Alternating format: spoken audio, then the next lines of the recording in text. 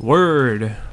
That was a horrible intro, but what's going on, guys, in the works? And I'm using the SG553 again, and I was like, well, you know, I got this game after I'd already talked about this weapon, and I wanted to talk about the patch, and I was like, well, you know, I might as well just use this gameplay. I mean, people seem to like this weapon. It's not a weapon you see a lot of people using, but a lot of you guys pointed out that you thought that it was going to be one of the best weapons in the game after the patch, because they are going to be patching quite a few things, and I kind of wanted to talk about the patch because a lot of people have been asking me questions about it on Twitter and here and there, so I figured I'd talk about it a little bit since it is confirmed by DICE that these are accurate results. In fact, they are using the link I used in the last video for feedback on the patch results. Well, first off, they are going to be nerfing all sniper rifles damage-wise, and you're like, what? Why would they do that? I thought you said they were going to be increasing snipers. Well, along with this nerf, they're going to, well, first off, they're going to take the M98 down to an 80 damage weapon maximum,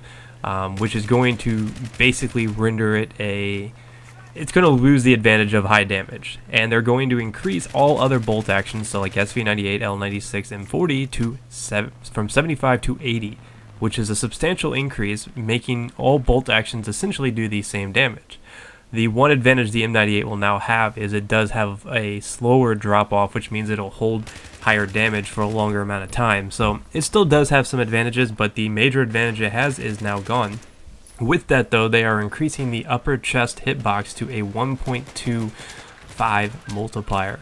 So all weapons will be a one-shot kill within 15 meters, all bolt action snipers.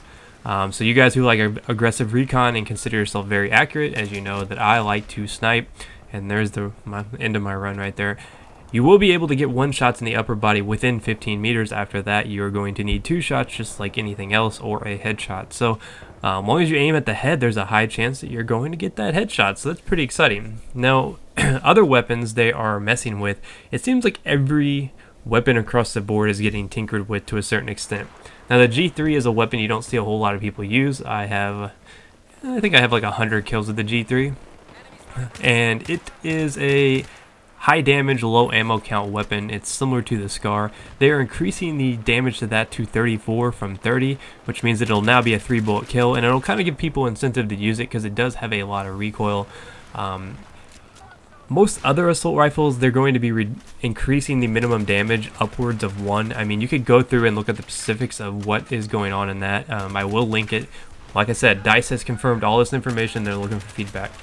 Now, all LMGs appear to be getting a buff. The M240B and the M60 are getting buffed to 34 damage, which puts it on par with the PKP.